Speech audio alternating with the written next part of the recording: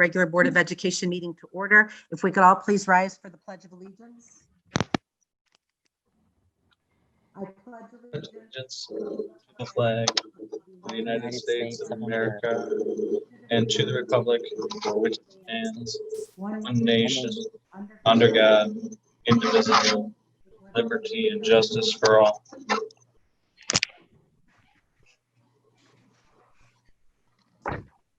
Okay, Chris, our mission statement.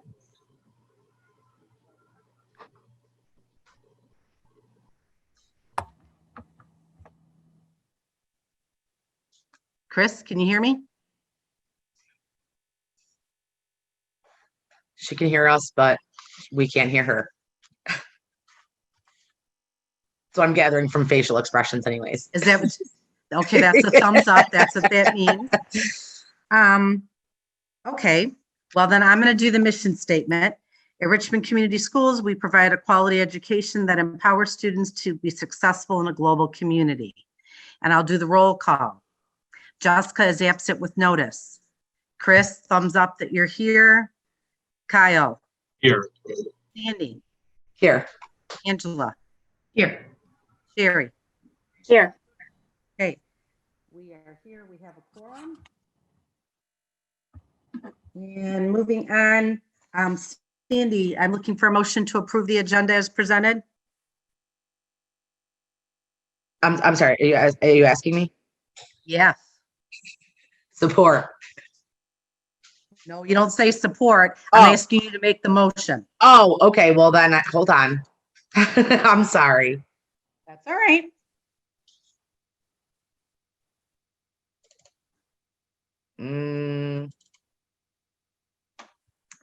Okay, motion to accept the, oh, no, wrong thing. Oh, yeah. A motion to accept the recommendation of the superintendent to approve the agenda as presented in the attached documents. Support. Sorry about that. That's right. Has been moved and supported. Any discussion? Hearing none. All those in favor, aye. Aye. Aye. Opposed? Motion carries. Next, Sandy, looking for a motion to approve the consent agenda.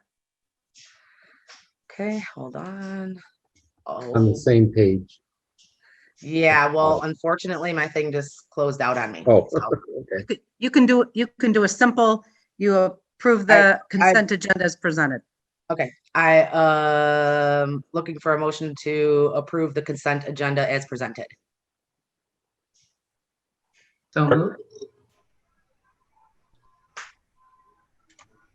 Any discussion, Mr. Walmsley? There were no personnel hires or changes.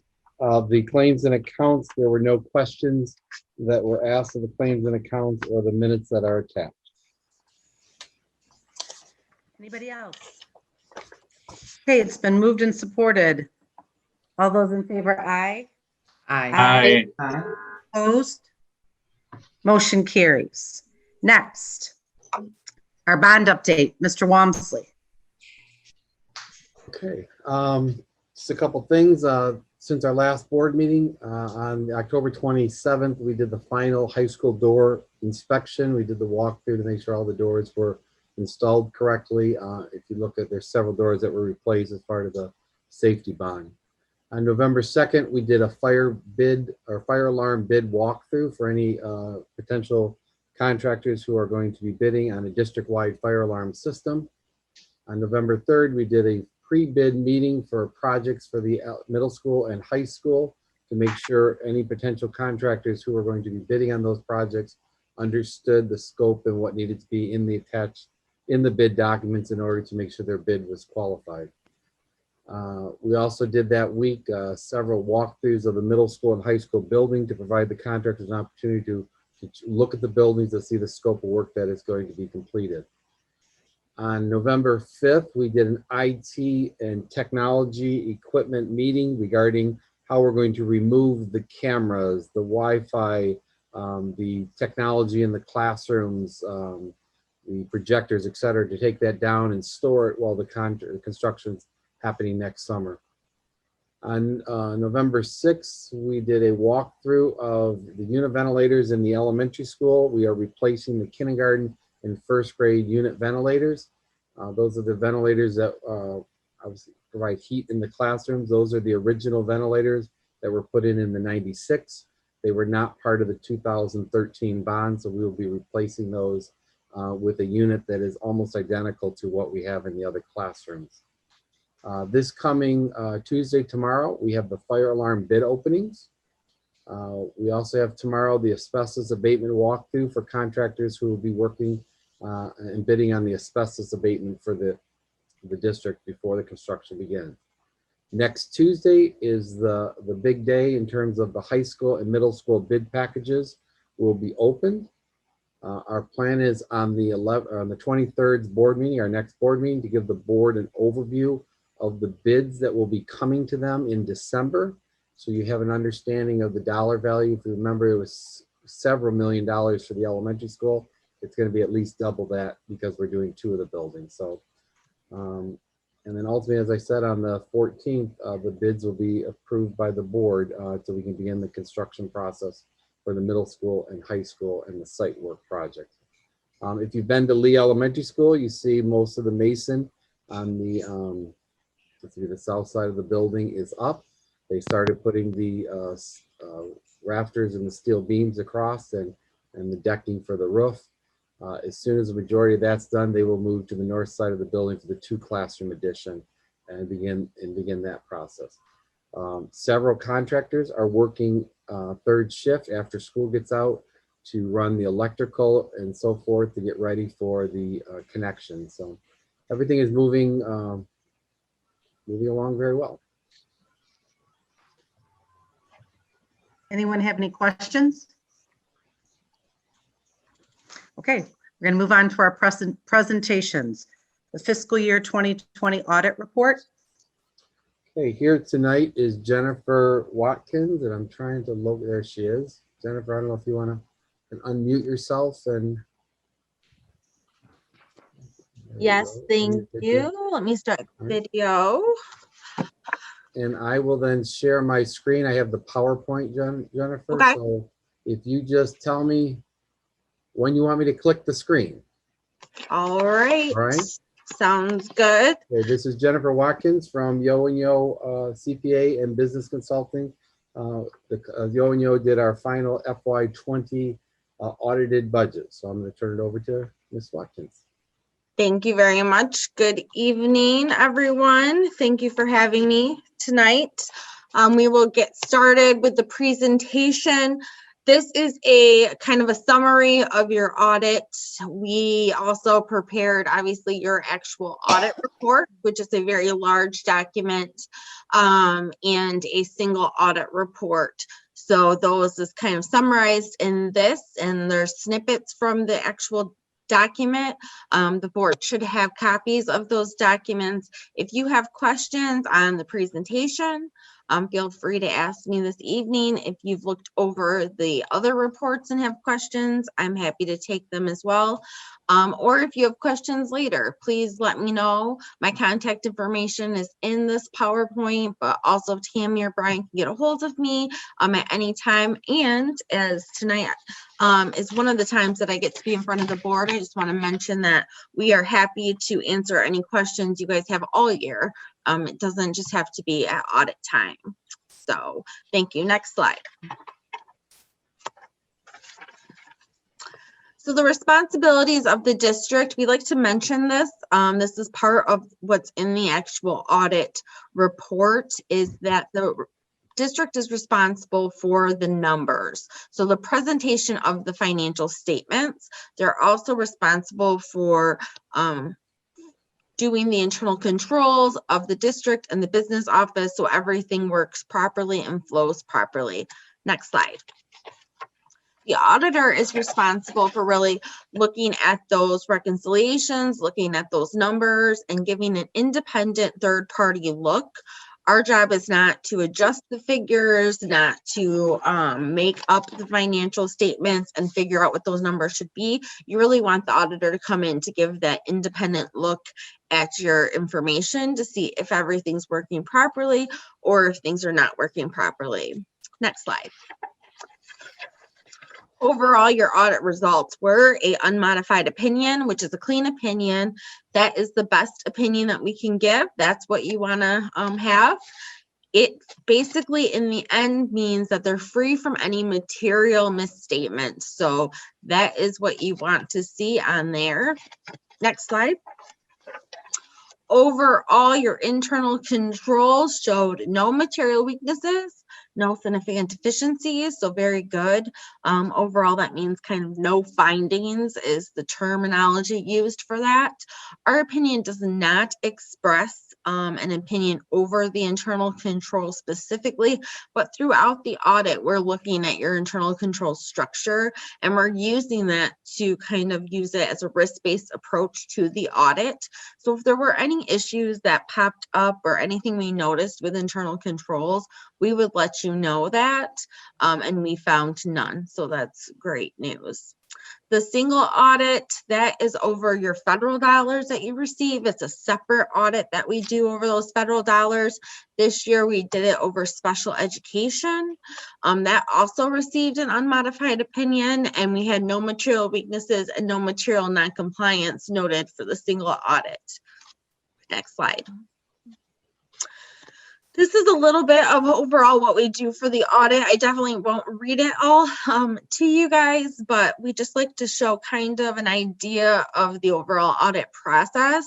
About halfway down, it talks about pension and OPEB testing that we started doing new when GASB 68 and 75 came about, and we're testing what's being submitted to ORS and making sure everything's running properly for that, because it's a very large number on your district-wide financial statements for those liabilities after those new standards came out.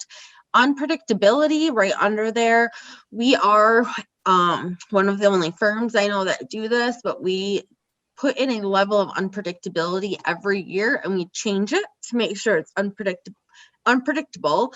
But when you become a business office employee, or you're used to being audited, you know a lot of what we're going to ask. A majority of the firms ask for a lot of the same things. You know, we're going to check for bank recs. You know, we're going to check for, ask for the bank statements, ask for fixed assets. A good portion of it, you're ready for, what it's going to be. So we always try to throw a few things in there that is different, just to make sure that we're checking things that we may not normally check, and just to make sure that we're looking at something that's kind of just unexpected. Also, because you are under GAS standards and a school district, there's a lot of compliance testing that goes into that. Not only under grants, and your federal dollars require a ton of compliance requirements, but also just MDE, Michigan Department of Education in general, have a lot of compliance requirements. I'm lucky enough to sit on the referent group committee that writes the audit manual, and the 1022 group that writes the accounting manual. And I see all these compliance requirements that the state puts out for school districts. So we also test those compliance requirements to make sure that you guys are fully in compliant with both federal and state requirements. Next slide, please. With your audit, you did receive what we call the governance letter. It's also known as the management letter. In the PDF, it would be a separate PDF, but in the hard copy, it's usually a loose letter that's stuck in the back of your report. So the next few things are just some highlights of that letter and some requirements that we have in that letter. First, with new accounting standards, there were several new accounting standards this year. They're just trying to keep us busy. A few of them had to do with COVID-19. The only one that's listed here that will significantly affect your financial statements is the first one, statement number 84. Because of COVID-19 and because of statement number 95, actually, that was extended and is applicable to be implemented next year, and is what you guys are going to do. That is the one, though, I think we started talking about it a few years ago, but statement 84 is where we're taking those student and school activity funds, and they're going to become basically a special revenue fund, kind of like the food service fund. And that was mandated by GASB and telling us kind of where to put it. Now, these student and school activity funds have always been in your financial statements. They've always been a part of it, but they've been treated like an agency fund or a fiduciary fund, they call it. And now there'll be a special revenue fund. Also, in your financial statements, there are several significant estimates. The majority of those estimates deal with your net pension and net OPEB liability and the related deferrals for those. Next slide, please. There's also a few other required communications in that letter. This one, I always say, sounds kind of funny because it says no, no, no, but I do think it's one of the most important, at least communications that I can make to the board and to the superintendent and management, is that we had no disagreements with management. We had no difficulties in performing the audit. We also had no uncorrected misstatements, and we had no audit adjustments. Overall, that means to me your audit went well. It was a good audit. It was clean. No disagreements. I mean, there was no things that we didn't agree on, maybe how it should be recorded. No difficulties, meaning that nothing took, an unreasonable amount of time to get, which may lead to thinking there might be issues with, is it not done, or is there a problem with it? And then no audit adjustments. That is terrific. One, if you did have significant audit adjustments, that would say you have a material weakness. So that would lead to a finding, which we don't want. But overall, no audit adjustments at all is really meaning that your financial statement books were ready, they were reconciled, and they were done properly when we came out to audit. So that's very good. That's what you want to see. That means that your business office is working correctly, that people that are in that position have the proper skills, knowledge, and expertise to be doing that job. Also, it leads to me to say, if I was a board member, that the information I'm getting on a monthly basis is also good information and should be accurate, because I can tell you they can't do it all in a couple weeks to prepare for the audit. They have to do it all year long and be, putting those processes in place all year so that by the time it becomes audit time, everything's good. Also, there's a lot that they do that's 1 year done annually for the audit. Things like fixed assets and some of those long-term debt items that we only do for district-wide financial statements. And since they're only done 1 year, it's a hard thing to do to not have any mistakes and have everything correct. So kudos to the team for no audit adjustments. You guys also received no management comments, so very good there too. Next slide. This slide just kind of gives an overview of those estimates that were on 2 slides ago that we talked about, just to give an idea of the sheer value of your net pension liability and the net OPEB liability and those estimates and how they affect it. So the first one, for example, is the rate of return, which is one that is an estimate for your net pension liability. The top shows a 1% decrease to a 1% increase in that value. And you can see that variance between the two is about $15 million. So just to give kind of an idea of what those estimates mean, and they're all laid out in the footnotes, and that information is given to us by the Auditor General, who does that for the state of Michigan. So all school districts are using the same numbers in the state. But just to give an overview for the board of what those estimates mean to your financial statements. Next slide. Now the numbers, these are snippets that are taken directly from your financial statements. This is your balance sheet, which has your governmental funds. So your regular funds without the district-wide funds. You see you have a few major funds this year, general fund, which is always major, and then you have debt funds and the 2020 capital project funds, both as major, and then all the other ones are included in what we call non-major governmental funds, and that includes the food service fund and also a smaller capital project fund. So overall, for the end, you guys had total assets of 42.5 million. Biggest items here, of course, is cash and investments. Those investments are included in that capital project fund because they haven't been spent down yet. And then the other kind of large figure there is called due from other governmental units. And what that is July and August state aid, and then also any federal receivables. So or monies that were due to the district as of 6/30/2020 and to be received kind of over the summer, but were for the previous fiscal year. Next slide, please. This shows your liabilities and some deferred inflows of resources. So for the district in total, you had 3.7 million of liabilities. You can see that you have a state aid anticipation note, which is the second item from the top, for 1.3 million. That's kind of to offset that receivable on the previous page to when you do not get state aid for that 1 month, to make sure that you guys have cash flow. And then your other large items that you can see kind of up from the bottom is related to salary, so accrued salary. So the balance sheet is captures one date in time, so June 30th, and any teachers that worked for the fiscal year 2020 but are going to be paid over the summer get accrued back to 6/30/2020. So that's what those figures are for. That deferred inflow for unavailable revenue, that is something that did not meet the 60-day rule, so that's why that's there, but that's very small at $1,000. Next slide, please. This represents your fund balances for the district.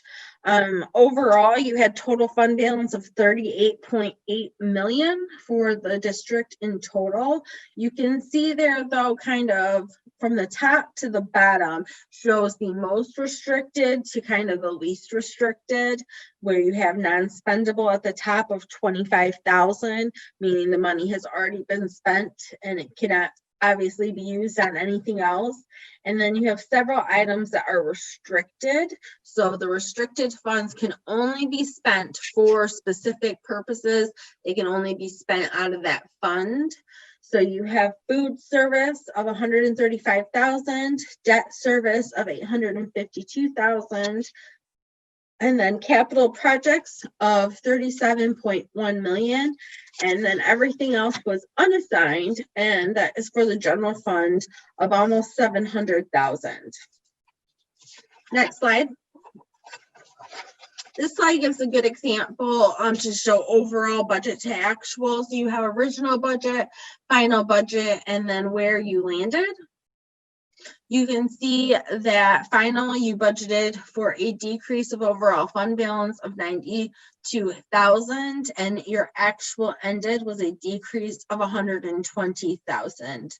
I do have to say, with how the year ended and all the volatility going on around June 30th, when you were trying to set your final budgets and the state had no idea what was going to come of what you guys were going to receive, and they were giving us, I think, 3 different options, telling people to do almost 3 different budgets, and there was no real clarity.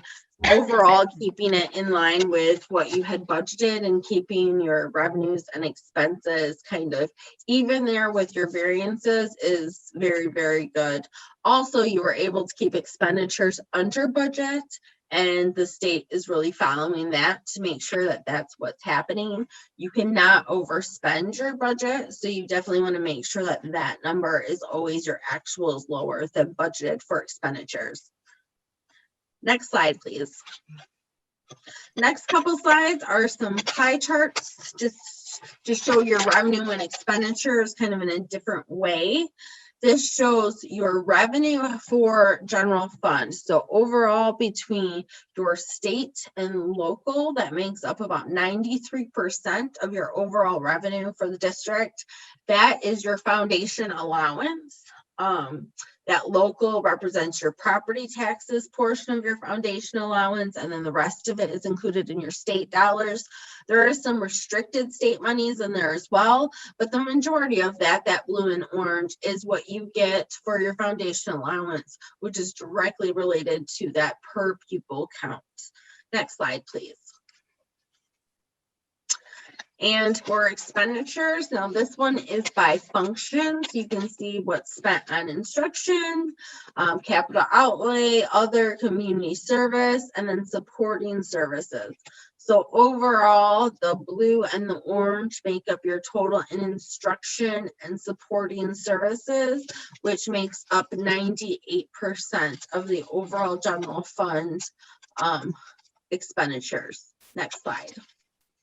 Same numbers in total, but shown differently. So this is your total expenditures by object. So you can see kind of broke out where everything was: salaries, employee benefits, purchase services, supplies, and then everything else. The blue and orange obviously make up the biggest portions. You guys are in the business of teaching little people with paying people to do that, in the business of people. For the education, and you are spending 82% of your overall budget is on salaries and benefits. And then the purchase service is also quite a bit included in there, is also people at the 12%. Next slide, please.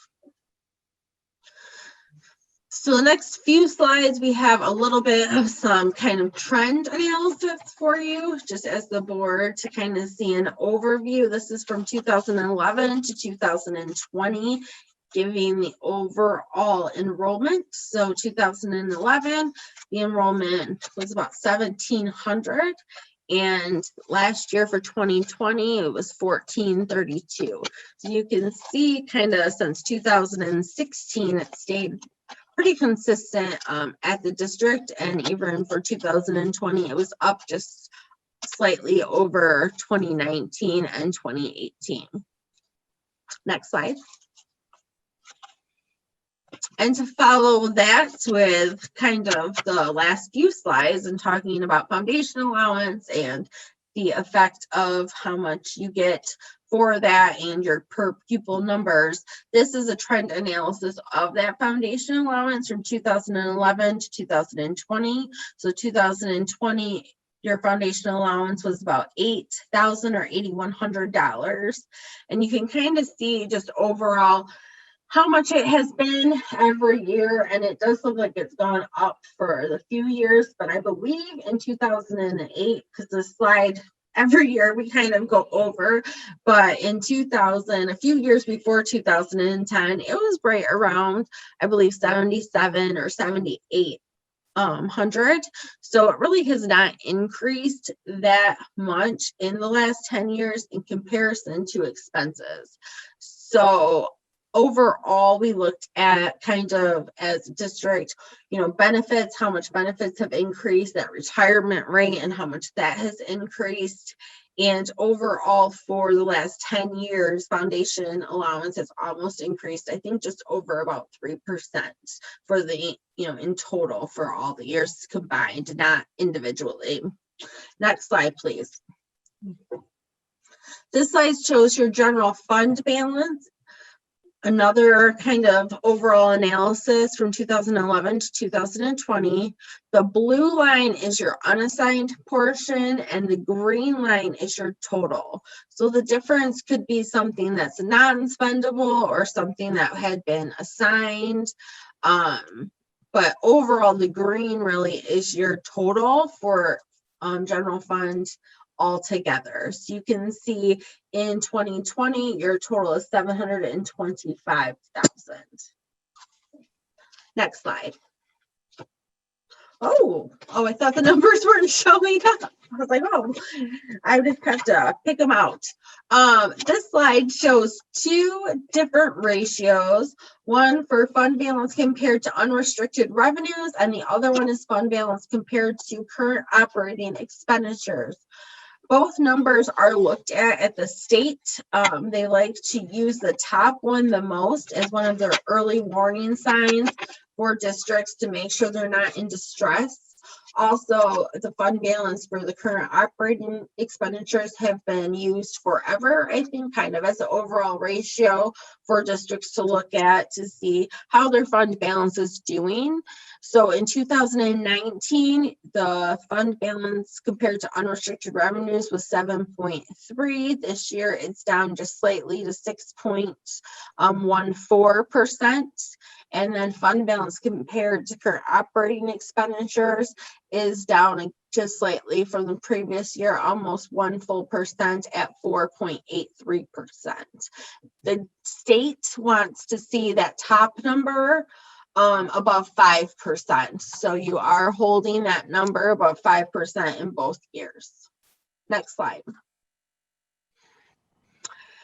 This is overall MIPSR's rate, just because it's kind of a hot topic. It's been a hot topic for districts in the last several years with the net pension liability and the net OPEB liability being placed on your books per accounting standards in last few years or a few years ago. And then just overall what that rate is and how it's affecting your benefits as compared to your salary piece.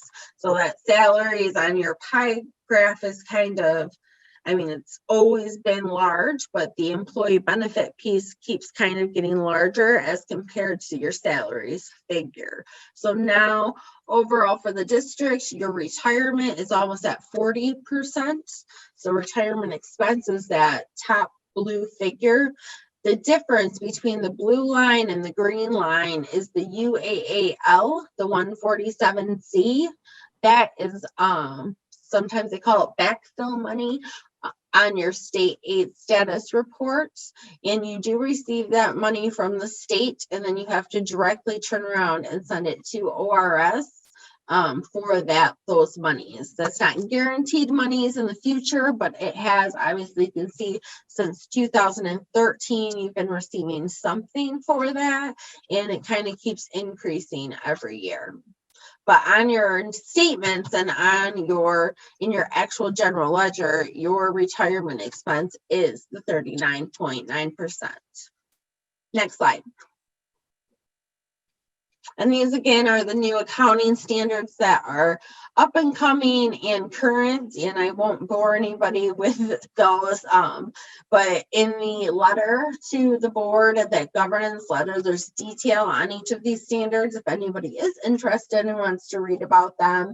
The lease standards, they've been talking about that forever, and it keeps getting extended. It actually got extended again one more year, and really that's doing away with operating leases. And if you're in other types of entities, it's affecting all entities, for-profits, nonprofits, and governments. Kind of, I think the accounting world is doing away with operating leases and moving to capital leases only. Next slide.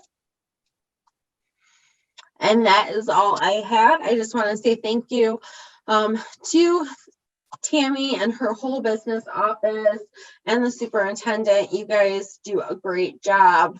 My staff, Jordan, worked on this one this year. He's worked on it for the last few years. It's one of his favorite audits because you guys are always prepared and you guys do a great job. It makes a huge difference, probably on the stress of having the audit done from the business office side, but also from our side.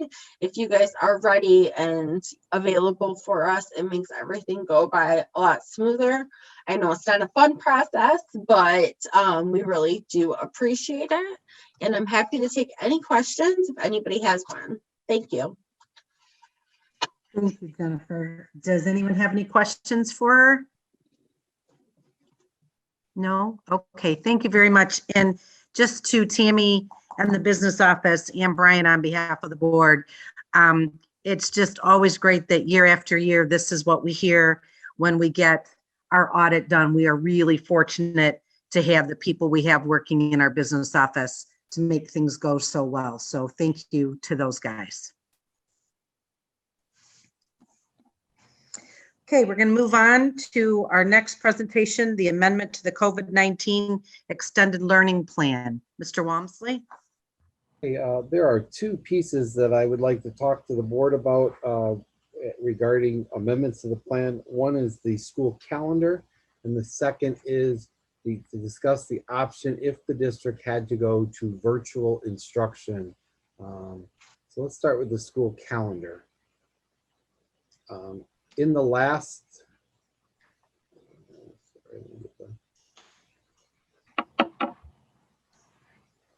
give me 1 second here, it didn't pop up.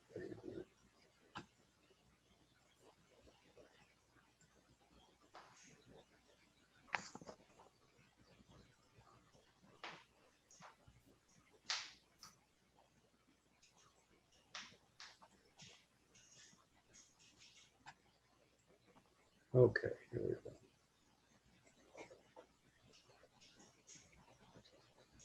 Before you is the current school calendar, and you see the days that are in dark blue are full days of instruction, and the days that are highlighted in light blue are half days of instruction. Some of the half days of instruction are due to a compensation for staff for working evening hours. For instance, the parent-teacher conference in the evening, we offer half days on the Friday for that compensation. The day that is in green is Martin Luther King Day. It's not a day for students, but the state law allowed us to change or count that as a student day as long as we're doing professional development. So after the survey was done with the staff last time, and we talked about the return to learning plans and extended learning plans, one of the directions was to go and meet with various, whether it's administrators or teachers primarily, to see if we could figure out an agreement or a way to build time into the day so that the teachers will have an opportunity for planning and any training that would be needed. So in the days and hours world, we have to count for every minute of the day. And so this document, though I'm not expecting you to read it, is basically each day in school, the minutes of instruction. And at the end of the day, we have to total 1,098 minutes in instruction and 180 days. Working with the REA leadership, we developed and we are looking at or have agreed to, and now just pending board approval, the November 23rd and November 24th, which were currently half day or full days of school, would become half days of school. In that plan, the afternoons, and sometimes in half days, teachers are allowed to leave shortly after the students do because it's a compensation day, as I said earlier. On these days, teachers would be around in the afternoon at the building working on, again, allowing them planning time and professional development time.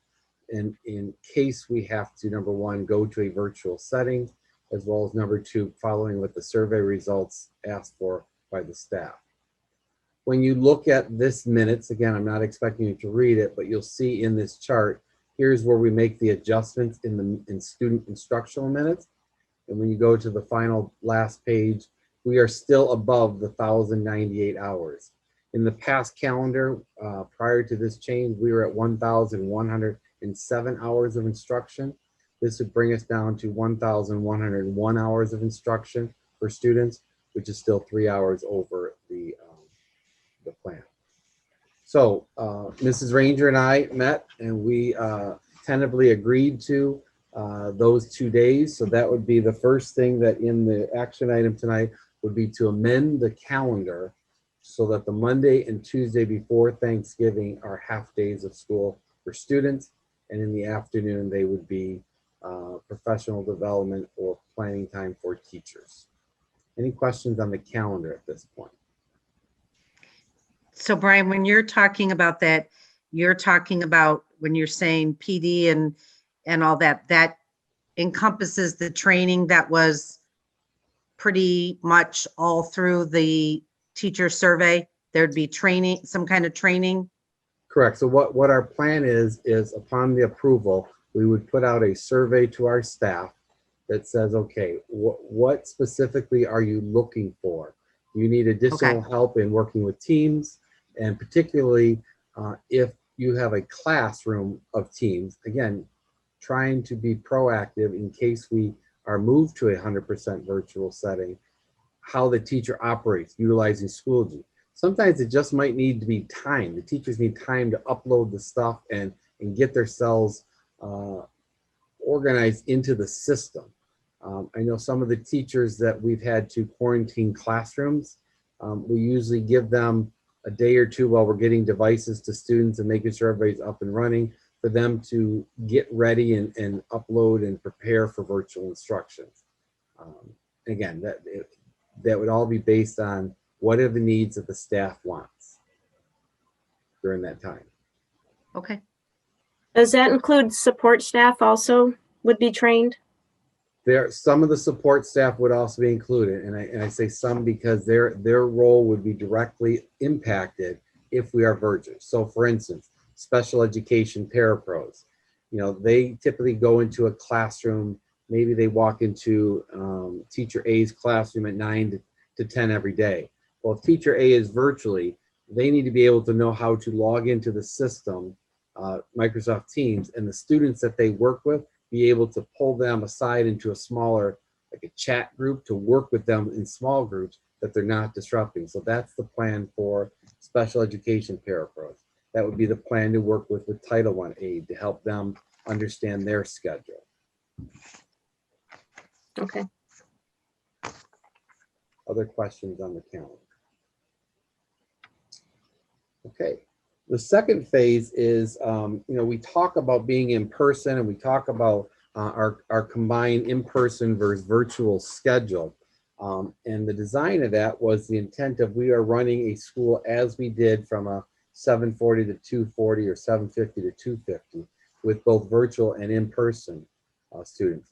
However, if we move to a virtual, a lot of the stuff that's done in a classroom would no longer be done. So for instance, the time it takes a teacher to pass out a paper in a classroom or line kids up to go from point A to point B, a lot of those logistical stuff are gone. So the plan for a virtual classroom, let me enlarge this for you, would look something like this. So all students would be assigned virtual instruction for basically 3.5 hours in the morning from 8 to 11:30. They would follow their normal schedule. So for a high school student, they would follow their 6-hour day. If they're a 0-hour student, they would have school from 7:25 to 7:50. They're basically 30-minute blocks. In a middle school students, it's a little shorter because it's a 7-period day in the middle school. But in the elementary school is based on a 7-period day, but we have a specials model that's in there. In the afternoon, the block is not necessarily formalized that a student necessarily is sitting in front of instruction. It may be time where the student is actually doing the assignments and activities. It could be times where the teacher identifies 3, 4, 5 students and has them, and I'll just use the high school example for a minute. If I have a teacher in first hour and there's 5 or 6 kids that need some additional support or help, I would schedule them during that first hour block in the afternoon to give more one-on-one time. It may not be every day. It may be this group of students I meet with on Tuesdays and Thursdays. On Wednesdays might be just a general office hours for a teacher, for anybody in the class during first hour to get additional support or help. It also might be a time that the teacher has to, as you say, it's additional and targeted instruction. There are some things that we need to be able to build into time. So for instance, if students don't attend in the AM, we've got to build time for the teachers to follow up with those students in the PM. Where are they? Maybe mom and dad think they're getting online and they're not. So whether it's email or telephone communication, we're going to have to document. When you go to a virtual setting, there's much more documentation that's required to account for the students. In general, we're still providing in some fashion 385 minutes of per pupil instruction per day. And if we go back to the minutes chart that we had, that's what we currently run. Each day we provide 385 minutes of instruction on a full day of school. So by doing it this way, we're maintaining the hours of instruction that are required by the state, as well as the days of instruction. Our virtual program is very different than other districts. Some districts have only kids that are in virtual and they only go for a part of the day. because this is the model that they're doing for a pure virtual setting. So this is the model that we would be asking the board to approve, so that if, and I should say when, because you know, the numbers are climbing and the amount of people that are being affected are starting to impact the operations. But if we have to go to virtual, this is the plan to go to virtual. That we would follow this morning, all students, regardless of where you are in the district, from 8 to 11:30, there would be this text sign in and out. Normally on a schedule, it's the bell time. It's the 5 minutes between classes that we allow. We're just changing it from signing out of one teacher and signing into another teacher. The plan is, upon the board's approval, there is a letter that goes out to parents, that would go out to parents tomorrow. The letter discusses, going up right now, it talks about what we've done so far. It talks about our current caseload, and in the letter I do express that I am concerned with the impact we're having on our school. In the letter, it also says very clearly, highlighted in, let me share this with you so you can see it. I'll just kind of skim through the letter so you have it. It highlights very clearly that no decision has been made to go to 100% virtual, but I am asking parents at this point to begin planning their plan B. What happens if we go to virtual, and what would they do with their students at home? I am concerned about the upcoming Thanksgiving and Christmas holiday as it's approaching. We would be naive and probably foolish if we didn't think people were going to gather, and the potential of increasing exposure. There are basically three reasons that I believe, and most districts in Macomb County are following, why we would close. One, if the health department requires us to close because we have an outbreak or a high enough positivity rate. If there's exposure in cases that are putting our students and staff at risk. And the third one, which is I believe probably our most likely reason to close, is the number of staff that are impacted by being quarantined or having to be absent from work prevents the district from operating safely. And we are getting very close to that. The incident that happened this weekend that we reported on regarding Lee Elementary School, there's basically 7 staff members that are now in quarantine and over 20 students. So trying to accommodate a vacancy of 7 staff members, both in person, especially if they're support staff, is very challenging. The letter also goes on to talk about, gives you an overview of the schedule, what it would look like. And it also talks about the revised calendar should the board approve it tonight. Again, we're trying to be proactive in our message to parents. There has been rumors out there that we are closing 2 weeks after Thanksgiving and 2 weeks after Christmas. There is no decision. I will say we have had conversation as an administrative group to see, as well as the 21 districts in Macomb County, some districts are considering 1 week after, because they know the holidays are going to bring a time where people are going to congregate or get together. At this point, there's no decision to close. There's no decision to move to a 100% virtual. We have done over the last several months in each of the buildings in various ways, practices, both in-person and virtual students, practicing logging onto Schoology and Microsoft Teams to simulate what would it look like for 100% virtual, so that we are ready. I believe in the system that we have adopted, our staff can seamlessly move from in-person to virtual and back to in-person with what they have established and the hard work that they put in developing this year. I've had many conversations with each of the building principals. It varies at buildings because the level of hands-on stuff that a teacher would pass out is probably significantly more than at the elementary school than it is at the high school, and much more tech savvy from the student's perspective. However, should the day come that we have to move to 100% virtual, we would be ready. And that's why I'm planning on putting this letter out tomorrow, so that parents, I am strongly encouraging them. I am asking them to begin planning for Plan B. And I say this from the perspective, just look around at what's happening in our county. You have major districts like Utica and Chippewa Valley that are postponing back to school learning. You have districts in Oakland County that are suspending in-person learning and moving to 100% virtual.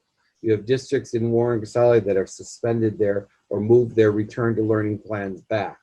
You have districts that are currently in person that are looking at hybrid and looking at models of trying to slow the impact. Every district is in the same position. It isn't about necessarily the spread. We currently have to date 11 positive cases in our district between students and staff that have affected almost 200 students and staff. In other words, we've had to quarantine 200 students and staff in some fashion. The issue isn't about the spread in schools. All of the cases have been from events that are outside of school that have come into school. Every district in Macomb County that I've spoken to, and we have a superintendent's meeting every Wednesday at noon.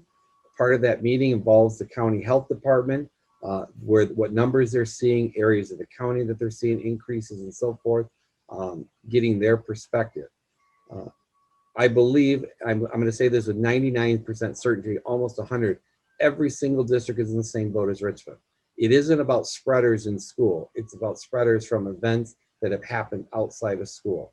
And you typically, you can trace it back to events. Many districts who typically had homecoming, and we didn't run homecoming dances. So many, in all good intentions, people house homecoming parties or homecoming dances or Halloween parties. If you think about it, just 2 weeks ago was Halloween. And now we're 2 weeks ago, and how many letters have I sent out? And majority of it has been from the elementary school. And again, I'm not saying there's a correlation because I do not have the statistical background to say that, but it's things that we have to be aware of. I would estimate that our administrators on average spend at least 2 to 3 hours, in some cases almost daily, tracking down and doing contact tracing outside of their normal day. We are trying to be more proactive in our measures to work with students and our precautionary measures in some sense. And I think if you just talk to individuals just around, we started off very strong. We've gotten somewhat, I'm going to call it the mask fatigue that's happened. You know, if you walk into a practice, you'll see the mask kind of halfway down. You got to remind kids to bring them up. The social distancing, we started off very strong. We need to, I've been encouraging staff and stressing the staff, you know, no more than 1, 2 at a table. Eat your lunch in your classrooms or offices. Do not congregate around, because the examples that we had this weekend, and again, I'm not blaming anybody, and it's nobody's fault. It's the environment that we're in. But when we have to do contact tracing, and you start looking at who have you been around for close proximity in periods of time, in a school system, we are a people environment. We're around each other. We talk. We talk about kids. It's going to happen. But we've got to be able, as the adults in the building, to be proactive about that. I happened to be at the elementary school today, and I commented to Mr. Reinhardt, many of the face masks that we were seeing walking in, you know, kids had them on, or they had shields that were like visors and not covering their faces. But I was surprised with the number of parents that walked their students to the door, close proximity to other kids, other parents, with no facial guard or face mask. Again, they all followed and again, I'm not blaming anybody. It's the environment that we're in, but I think we need to reset if we're going to if our goal is to remain in person. I had the opportunity today to talk to each one of the staff groups, with the exception of the preschool staff. I got on the Microsoft Teams meeting a little late from the middle school meeting, but I talked to the high school, middle school, and elementary school. The general tenor as a staff and organization is we do not want to go virtual. We want to be in person. There's value that our kids are getting that no other district is getting.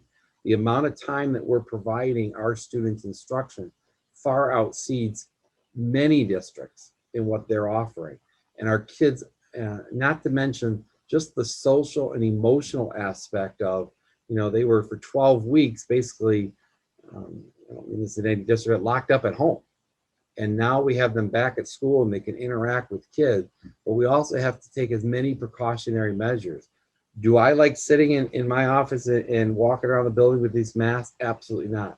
It can be uncomfortable, it can be setting, but in the big picture, I'm willing to do it, and our staff are willing to do it because we know it's the right thing to do for our kids. Do we allow mask breaks? Absolutely. We have to allow them in the classrooms. You cannot physically sit in a room with a mask for 7 hours of the day. Mr. Castle and Mrs. Borg have been extremely creative at the secondary level just with lunch. And we normally have 200, 250 kids in 2 lunch periods in a half-hour block. We've now spread it to 3. We have brought up our PM custodians to the day to help with the cleaning. We've hired COVID aides. I think we need to extend those COVID aides, and I'm going to be putting a cost proposal to the board for the next board meeting, at least through Christmas. And let's think about, because I believe what they're doing, that the wiping down and everything, is helping minimize the spread and helping us not be a spreader within the building. They are vital. They are vital. The building substitutes that we put in place, we are struggling big time. And that's no fancy word. I'm just going to be real. Getting people. We are asking staff that if they have a scheduled sick day or a scheduled personal day, obviously I don't want staff to come, but those things are going to happen. We are starting to run short on subs and not being able to cover classroom, which goes back to the letter that I'm planning on putting out. I believe the reason why that we're going to be closed is not because of spreader. It's not because of positive numbers. We're not going to physically manage the district from a staffing perspective. We've been affected with transportation already. We are affected. We have 2 administrators that are in quarantine. It's just going to affect. So tonight before you, I kind of got sidetracked, so I apologize, but tonight before you is a request to amend the approved calendar, which is a negotiated item, the school calendar, to make the November 23rd, November 24th half days of school. And then on that would be preschool do not report on half days, so we would have to adjust the preschool calendar. ECSE students on those days, they would actually be, when I look at the time, they're just coming back a few days prior. But on the 23rd, AM would report, PM would not. On the 24th, PM would report in the AM, and the PM would be for the teacher for planning and preparation period. And then kindergarten through 12th grade would have a half day of school on those 2 days. Are there any questions you have about the calendar or the virtual schedule? What we're trying to do is be ready and prepared, get this communicated to families. And again, I am stressing, I asked every staff today to stress as they talk to parents, have the plan B ready to go. Any questions?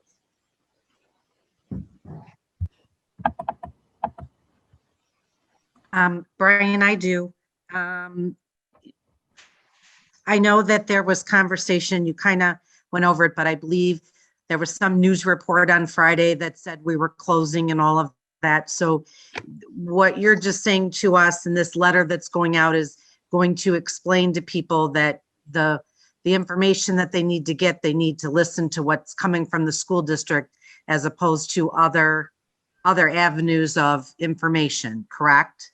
Correct. I believe that news report somehow picked up the story that a classroom was closed, and it was without any follow-up by the news station to get the actual facts, was then extrapolated to the district closing.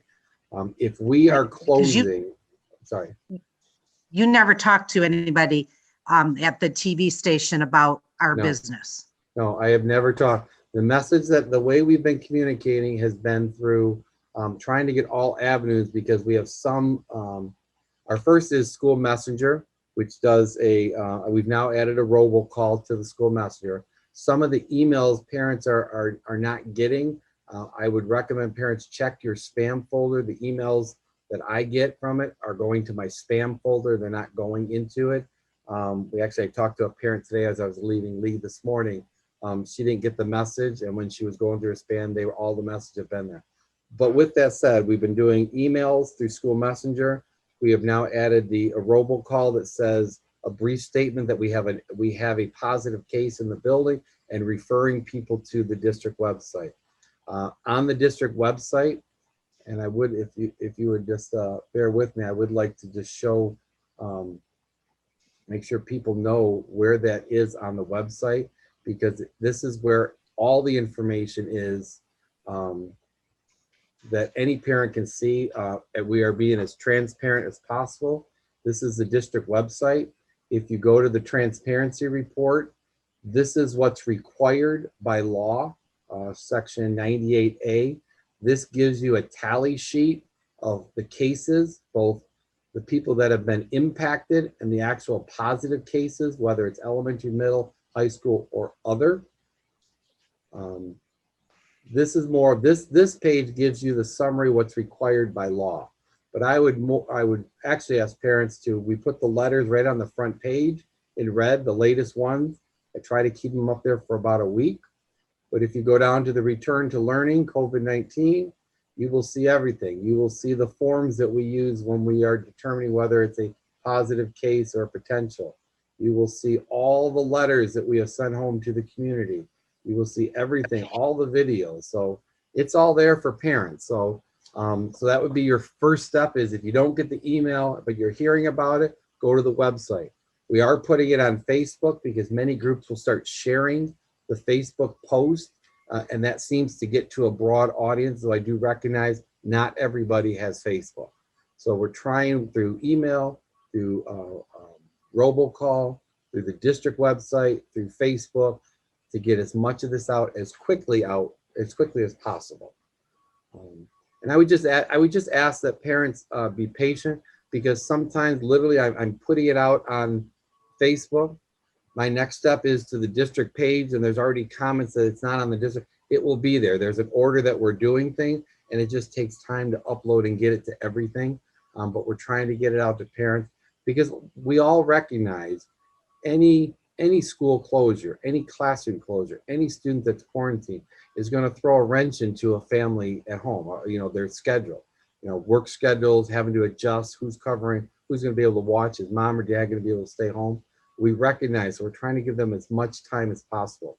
The administrative team has been in on the weekend. This past weekend, Mr. Koshin was in here making calls on Sunday. When he was done, I then put it out.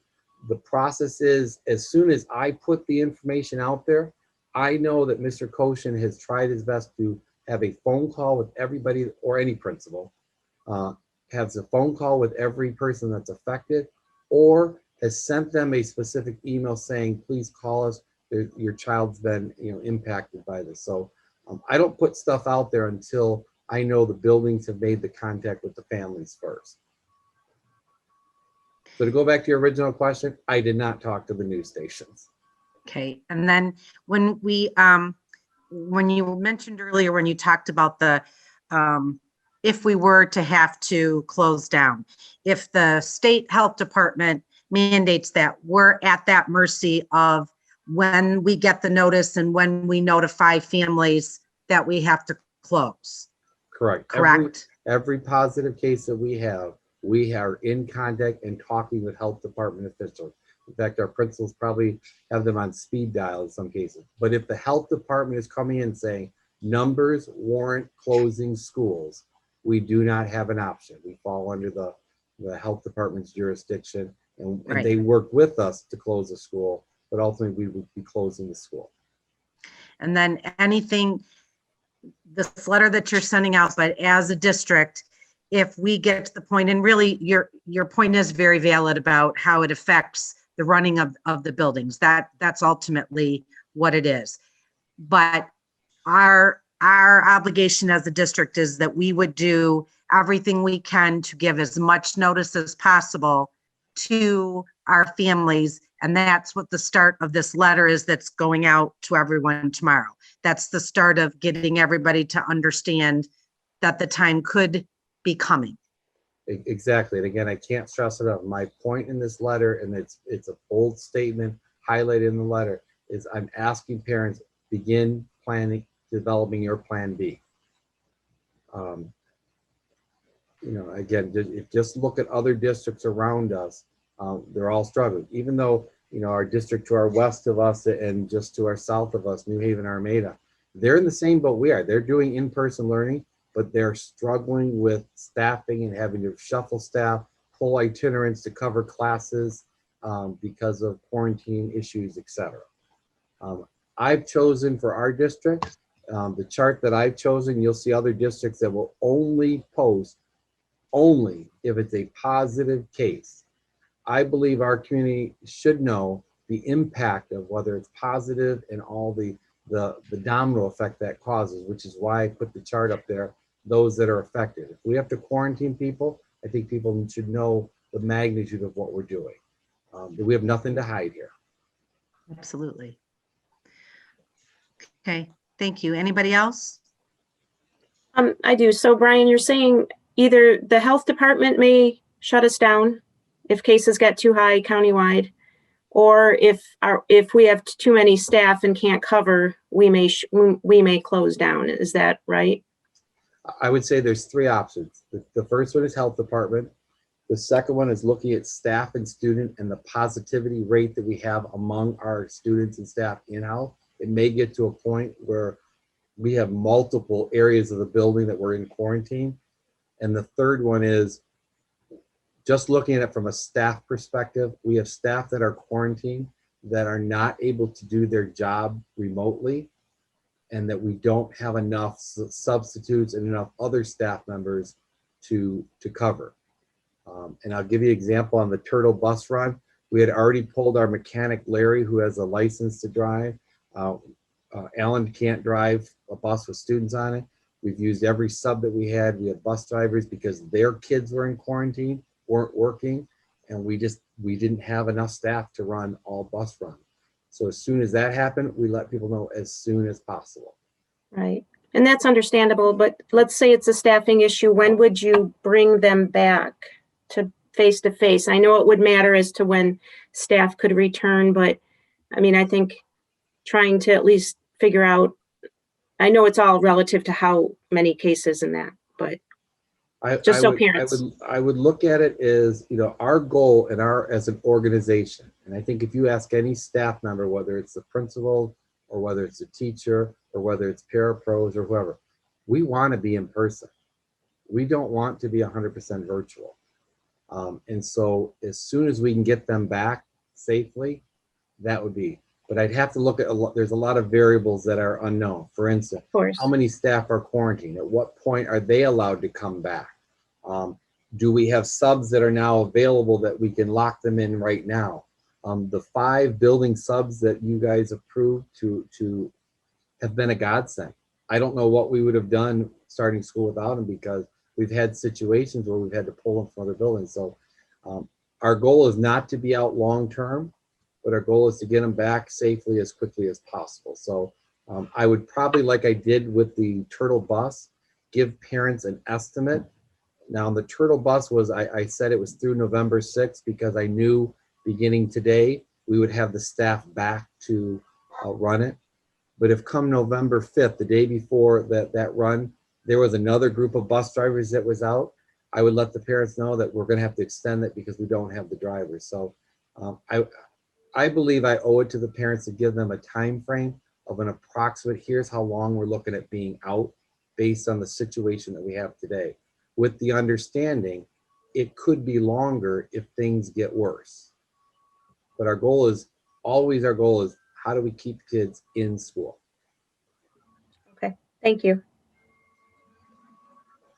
Brian, just to clarify though, I'm just asking, it wouldn't be the county health department, it would be the state's, the state shutting us down, correct? What would be the Macomb County, because we fall under the jurisdiction of Macomb County Health Department. Dr. Lockhart and his team there is the ones that we work with. And they're the ones that are monitoring the cases. They would be in conjunction with the state health department, but the local Okay. one would be the one that actually makes the decision. Okay, And their position too is they recognize collectively schools are not spreaders. So it is good to have kids in school, because if kids aren't in schools and they're not virtually, what do kids typically do? They may congregate with friends, especially if parents have to go to work, and they may now do things that are causing more problems. So they're encouraging schools when possible to stay in school, but they also recognize there are certain areas of the county that are hit harder with positive cases than other areas. So it's very much regional within our county. okay. We good? All right, moving on to our first reading of some board policies. Okay, the first policy is 3115, non-discrimination and retaliation. It includes, these are revisions from Troon to include that employee complaints as part of Title IX sexual harassment are governed by policy 3118. They reference the word president throughout it. They're actually referencing the board president, so it's just clarification on that one. And that's it for that policy. Policy 4101, non-discrimination. The changes to this one, I believe, are found, I think on the third page. It talks about that the Title I sexual harassment is alleged. We followed what's set forth in policy 3118. It's in the reporting mechanism, letter B on this one. In 4102, anti-harassment, including sexual harassment, they clarified some of the language, just referencing any type of harassment is strictly prohibited, and it references Title VII sexual harassment falls within this policy. Title IX sexual harassment does not fall within this one. So there's a difference in the district's policy. It's just clarifying it for someone if they were to file a complaint or a harassment charge. 4104 references the complaint procedure. It just in letter A1, it talks about Title IX sexual harassment complaints, including Title VII and Title IX harassment complaints, must be processed under this policy, which is 3118. That's it for that one. The form 4107, the actual complaint form, the only change is we've added the word what type of harassment or retaliation dealing with sex. 5202, unlawful discrimination, harassment, retaliation against students. Again, it refers to staff to staff, staff to student, and student to student, and student to staff are all governed by policy 3118. And by doing that, there's some language that's removed because it references that it all falls within the Title IX harassment is prohibited. So that language is no longer needed in the policy. Letter D talks about the complaints and the employees that are who are considered the coordinators. What's not new is the people on this one. Again, it's following policy 3118. And it just does some language changes in terms of a complaint. In other words, it's more of the report that we follow through the process. And I believe that is it on this policy. This is a lengthy policy, but that's it. So it's just some language cleanups from Troon and referencing if there is a complaint, which policy it follows under the procedure. Any questions? We'll be approving these for a second reading at the next board meeting, correct? Correct. Where does this put us with all of these? All of Troon, these policies you actually already approved. These are what they're considered their fall updates. So once we approved everything, now we've done their fall updates. So after you approve these, all the policies have been updated now. The only policies that I still have to upload to the website, which my goal is very soon, is the 500 policy or the 5,000 policy. All the other ones are linkable. You can go to the district's website under Board of Education, click on Board Policies, and you'll be able to click and read the policies that the board approved. Okay. Any questions? I have a quick question, Mr. Walmsley. When we were going through the board policy information a few meetings back, when it was like a lot of information, there was a couple of things, a couple of them that you wanted to revisit, and so when would you be doing that? So what I've been doing with the administrative team is we have been going through each of the policies, kind of divide them up. So each person kind of does a summary and we have a brief conversation to make sure we understand the big picture. When we get to those policies, which there was some dealing with some mental health and I think suicide prevention with some of them, et cetera, that was within one policy that I remember off the top of my head. That's where the conversation that I'll have with the administrative team on what revisions that we would recommend to the board to include in those policies. Okay. But we started with the 1,000 and I think we're doing 2,000. So maybe we did 1 and 2s and now we're on 3. I can't remember where we left off with the administrators. Yeah, I mean, I know you guys have a lot going on right now. I just wanted to make sure that they weren't getting forgotten about, because I knew that there was a few in there that you had mentioned revisiting. Nope, I have them on my ticker list as we go through the policy to have a little more conversation. Again, right now, the intent with the administrators is to make sure they're aware of the big picture on the policy so that they understand any changes that, in most cases, it doesn't change our practices, but there are a couple that we just need to be aware of, so. Okay.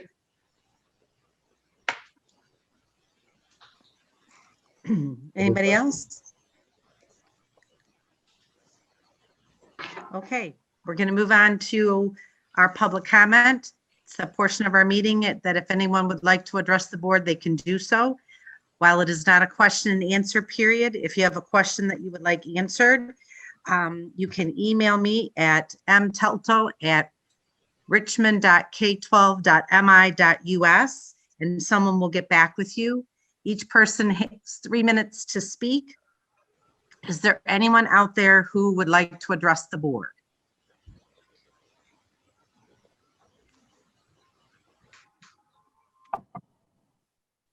I believe people could unmute themselves. Let's look here.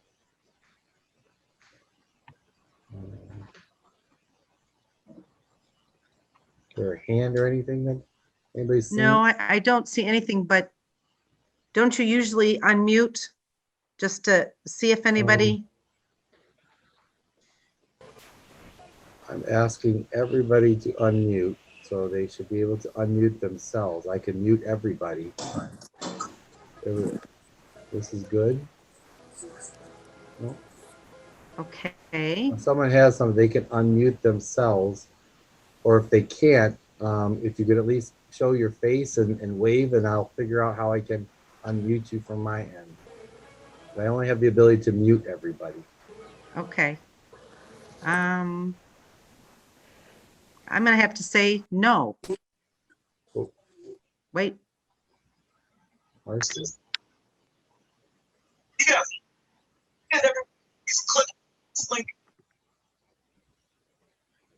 Ricky?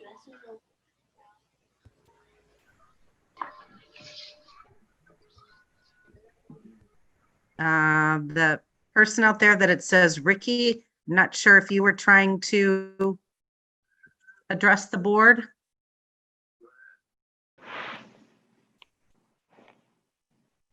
Okay, I'm gonna call that a no. So I'm going to move on to superintendent and legislative update. Mr. Walmsley. Okay. I'm just glancing through again to see, I didn't see any hands or anything on there, so. No, I don't either. Okay, superintendent update. We had our I briefly talked to you about the change with the return to learning for the school calendar and the virtual. So I would again encourage people to go to the website to any information. I'm not deleting anything from that page. I'm just adding to it, so that's basically a timeline. From a legislative update, there really is nothing to report legislatively. They've been somewhat on recess to do campaigning for those that are running for office, or were running for office, excuse me. And we will be watching closely from now till the end of the year, oftentimes referred to as lame duck for those that have been termed out of office or that may have lost a seat. Sometimes things get passed through legislation which isn't well thought out, and sometimes deals have to be made on both sides of the aisle in order to get it cut. So I would encourage all parents just to watch, because in this time there's no more dollars that they've been allocated to schools for COVID relief, if you will. We were very proactive as an organization and purchased a lot over the summer and in June to get ready. And then we also have received stuff from the county and through the MISD that helps support it. But any future spending is going to come from general fund dollars, which we know there's going to be cost. And Mr. Reinhardt is keeping track of how many wipes, and we are fine with a lot of the stuff. We have plenty of stuff, but there are some items that we just need to watch and monitor to replace. I do want to talk to the board briefly on, I will be bringing together at some point in the near future a proposal to refund part of the 2013 school building and bond site or site bonds, Series A. We have an opportunity to refinance those bonds, and which would actually net save the district and the taxpayers a little over $300,000 by refinancing. That will actually come to the board in the process of how it does after the first of the year. We have done this in my tenure as a superintendent. I believe this will be the third time that we are constantly watching the bond rates so that we can refund or refinance the bonds so that we can save taxpayers dollars in ultimately what we have to pay back. So we are working with PFM. PFM is the company that does our, with the bond that we recently did, they did all the bond analysis and the costs and the millage levies. We use them for quite a bit. They're an outstanding firm. They actually sent us information looking on our behalf that we had an opportunity. I instructed them to move forward with it. We have three options to do the refinance. It can be done during a competitive bid sale, negotiated in private. We are in the process of looking at all the pluses and minuses. More than likely, it would be a competitive bid sale to refinance to get us the best value for the dollars in refinancing and possibly even maybe even save more funds. So I just, on behalf of the board, I want to make sure that you guys know that we are constantly looking at that aspect so that we can be the fiduciaries for our taxpayers in our count in our district and so forth. With that, I do not have any other updates. We have, like I said, the Thanksgiving break coming up. We will communicate the pending your approval tonight, the 2 changes in the half days in November. And believe it or not, before we get here, the Christmas break will be here quicker than we expected. So that's it. Thank you. Any questions? Okay, moving on to items of interest from members of the board. Does anybody have anything? Well, I just want to make a point that this evening is Sandy Fortuna's last meeting with us as a board member. And on behalf of the board, Sandy, I just want to thank you for your time here. Although it was too brief, you have been a very good asset to the board. And after getting to know you a little bit over the years where you sat in the audience when Haley was our board rep, and then be able to have you come to this side of the table with us. You brought a lot to the table, and it was good to get to know you, and I know that we will stay connected even after, but thank you for your work. Appreciate it. Thank you. Anybody else? Okay. Now I have given Sandy a little text heads up that because it's her last meeting, I always make the person who it's their last meeting has to do all the motions, and I guess I should have given her a little heads up before the meeting, but she's all ready for the rest of it. So our next item, our action item, is approval of amendment to extended COVID-19 learning plan. We had our presentation earlier from Mr. Walmsley, and there is a sample resolution. Sandy. I motion to accept the recommendation of the superintendent and approve the amendments to the extended COVID-19 learning plan to include a revised 2021 school calendar for additional professional development and planning time for appropriate staff, and a virtual learning schedule should the district move to 100% virtual instruction as presented in the agenda, as presented in the attached documentation. Support. It's been moved and supported. Is there any discussion? Other than thank you to Mr. Walmsley, thank you for Mrs. Ranger and the administrators, everybody that's working to put this plan, to keep our plan going and doing everything we can to keep our kids in school. We appreciate it as a board. It has been moved and supported. All those in favor, aye. Aye. Opposed? Motion carries. Next, we have 2 closed sessions coming up just for the viewing audience. We will go into one closed session. We have to come back into open session to go back into closed session for the other item. Both of these items, when we come out after the second one, we won't be making any decisions or anything. We will just be adjourning our meeting. You are welcome to stay until the very end, but just to let you know that that's what we're doing. So, Sandy, I'm looking for a motion to go into closed session. Pursuant to Section 8C of the Michigan Open Meetings Act, I moved that the Board of Education go into closed session for the purposes of negotiation. Support. It's been moved and supported. Any discussion? Hearing none, all those in favor, aye. Aye. Opposed? Motion carries. And I just want